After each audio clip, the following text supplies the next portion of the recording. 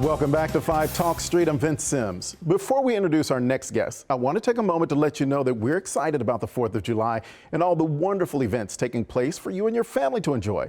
So we've compiled a great list of events on our website for you to check out. Just visit NBCDFW.com/community to find a celebration near you.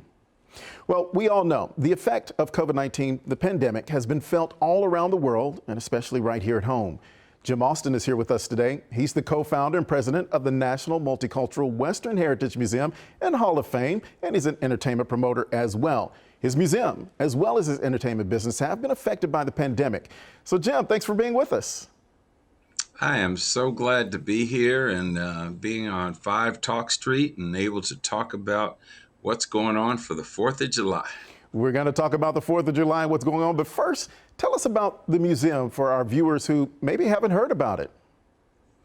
My wife and I founded the National Multicultural Western Heritage Museum about 20 years ago. We discovered that 30 to 40% of the cowboys were people of color, Black, Hispanic, Native American, Asian, and we saw a need to be able to highlight the accomplishments of the cowboys of color.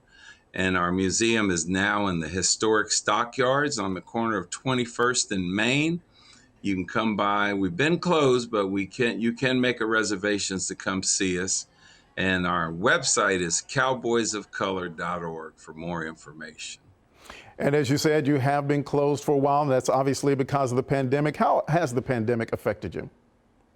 It truly has affected us. Before it hit us in March of 2021, we were having groups of anywhere from 20 to 40 kids coming in from the ISDs all over North Texas to learn about their history. So when you talk about kids of color, to find out that their ancestors had a lot to do with the development of the West. You learn about the Buffalo Soldiers, the Black cowboys, Native American, but a lot of people didn't know that the Buffalo Soldiers protected the Asians as they built the railroad across the West. Well, how has the museum been able to sustain itself if you haven't been able to have visitors? We have taken this time back to refocus.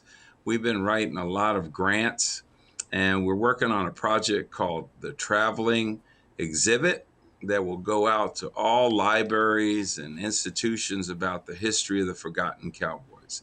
We have 130 Hall of Fame inductees, so we've been taking this time where you can't come in and see us, but you can visit our website, and we just rebuilt our website for a learning tool about the education. But I want to thank the corporations and partners that have funded the museum so that we can still keep our doors open.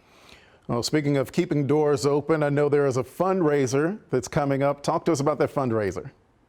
Yeah, Jim's always coming up with something. So my friend Tom Braxton, who's one of the greatest saxophone players in the world, has played with all of the greats. So Tom said, Jim, why don't I invite my friends out to come and let's do a fundraiser for the museum. So the fundraiser for July is July 17th with Cindy Bradley. 2 shows, 7 to 10. It's the Caravan of Dreams type style where you can come out and just dream and enjoy jazz and help raise money for the National Multicultural Western Heritage Museum. Go to Jim Austin Online, Eventbrite for your tickets, and Cindy's coming to town on the 17th. And this is actually part of a concert series you'll be doing? Yeah, we are bringing in some of the greats. Blake Aaron is coming in August. Selena Albright is coming, I think, in October. And then Yuko Matsuchi, a keyboard player, is coming in October.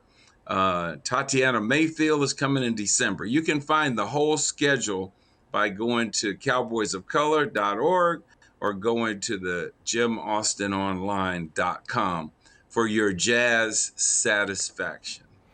Well, Jim, you said the website has been reconfigured as a learning tool, and we're hoping, and you already have plans, the museum will allow in-person once again very soon, opening back up. Tell us when that's happening.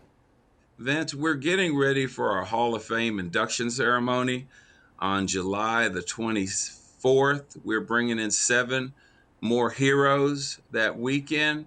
And that weekend, we will open back up to the public where you can come by and visit.